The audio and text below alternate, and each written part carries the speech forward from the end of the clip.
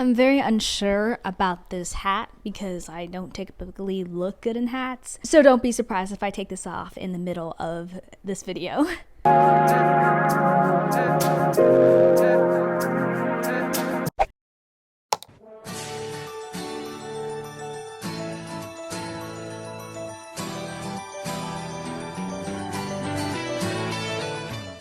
The Saddle Club is a Australian-Canadian series that was made into a TV series after the books have been out since the year of 1988 to 2001.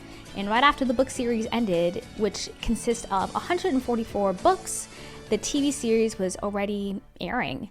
Now, the Saddle Club, I watched that on YouTube back in the day, and I would say I quite enjoyed it, especially when I saw another black girl as a lead. I just think that is just so cool when I see, I just love seeing girls of color being able to be front and center, especially in the sense where it's about horses, because you don't really see that as like a genre for girls, black girls just riding horses. That's not something that's like seen a lot, especially in my childhood. So to see this was just so cool. The Saddle Club series consists of 3 girls: Carol, Stevie, and Lisa, the new girl. Now, I just rewatched this episode just for the sake of this video, and let me tell you, it was crazy. Now, the episode starts off with Carol and Stevie riding to the stables, and Lisa's mom, who is driving, almost runs over, just like over the top. She's just almost, they are startled, the horses, and particularly Stevie's horse, and they get into a little tiff with Lisa's mom, and they both have their sort of thoughts on Lisa, who is the new girl at Pine Hollow Stables. Now, Lisa goes through just a lot. I mean, her phone goes off, her cell phone. Her cell phone goes off during one of the lessons, which startles Stevie's horse. And this is something that is just one of the pivotal moments in the episode because Stevie's horse is very jittery. And so because the horse is jittery, it sets Stevie off in danger. And we see this other girl, her name's Veronica, and she's automatically the mean, snobbish girl. And Veronica wants to Stevie for some reason because she has this pager that she puts on Stevie's horse after knowing that Stevie's horse is jittery, and she wants to set it off in order to hurt Stevie. And Lisa, gets and good with Carol and Stevie because she warns him about the pager that goes off. And I was just like, whoa, this girl is... She's gonna be I don't know, you know the word. I would say that the episode is kind of stressful in a sense where, you want to root for Lisa, but just everything just keeps on going wrong until the very last minute where, she saves Stevie's life and everything is just all, fine and dandy. It's an Australian-Canadian series where the cast consists of Australians and Canadians. But did you know that the books are actually set in Virginia? Yeah, I know, crazy, right? So yeah, that was just one of the things that I always just remember being a horse girl and just watching, girls just saddle up on horses. I thought that was really cool. The series became an instant success in Australia and many other countries as well. They even had albums that went gold in Australia, which is, pretty significant.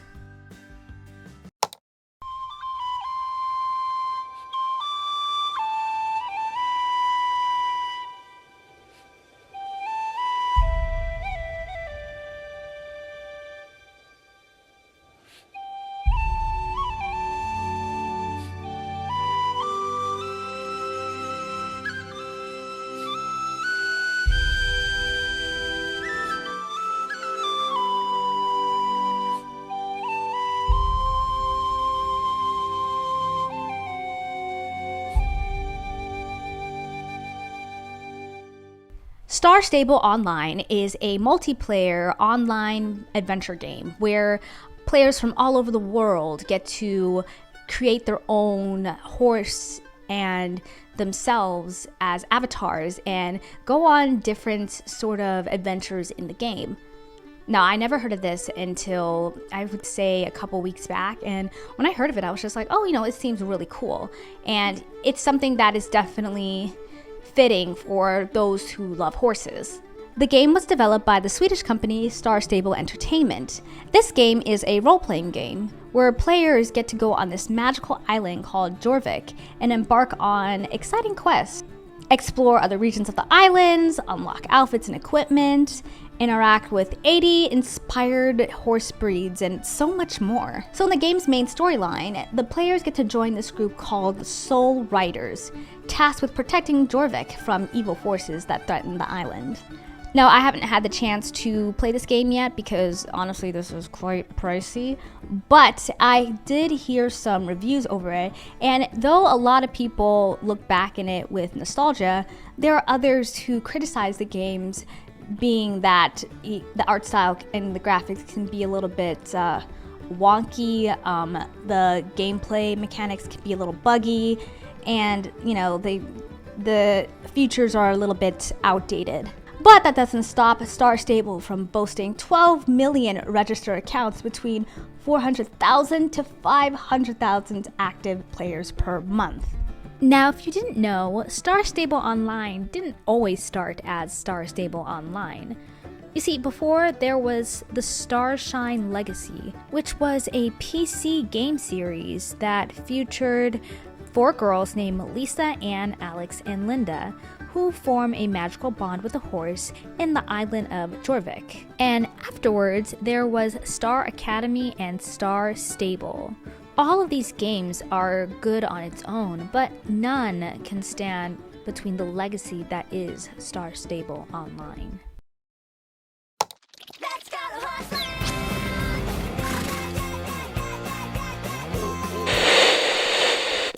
Now, I personally didn't grow up with Horseland, but I did watch an episode, and it's interesting to say the least. This animated TV series premiered on September 16th, 2006, where it follows a group of girls at an equestrian school. In the 90s, Horseland was originally a webpage where many fans of horses would post bulletin boards of horses and have horse role-playing games. Soon the webpage turned into a gameplay where players get to do several horse adventures. Eventually, it would have over 8 million users played from all over the world before it shut down in 2019. The animated series is set in the ranch of Horseland Stables, where the characters such as Sarah, Molly, Alma, Bailey, Chloe, Zoe, and Nani attend and ride their respective horses. Horses that can talk! Horseland combines adventure, humor, and emotional growth, making it both entertaining and educational for kids, especially those who love horses. Guys, I would wear the Spirit CD down. I remember just traveling to different places in our little van that we had, and we would be able to watch anything that we want in our van because we had this little DVD player thing, and when our parents asked us, I would always suggest Spirit, and my siblings would be like, ugh, that's so boring. And I'm just like, I gotta watch it. I mean, I can understand their frustrations with it because technically they don't talk, Spirit or the other animals. They really just communicate with body language and whatnot, but there was just something so calming that the movie brought me, and it's just such a great movie. I just love everything about it. It's one of those calm movies that you just want to put on when you don't want the hyperness of animations. You just want something calm, and I think that's something that I really appreciate of this movie, and I think DreamWorks really did their thing when making Spirit. Released on May 24, 2002, Spirit Stallion of Cimarron, which I'll simply refer to as Spirit, is a powerful animated movie by DreamWorks. We owned several DreamWorks movies on DVD, more so probably than Disney. We were big Kung Fu Panda fans, so of course we had and owned the movie.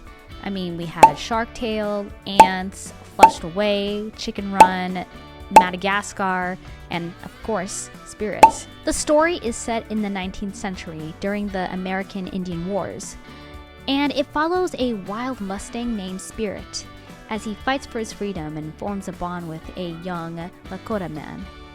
The film is notable for its unique blend of traditional hand-drawn animation and computer-generated imagery, making the visuals just super beautiful.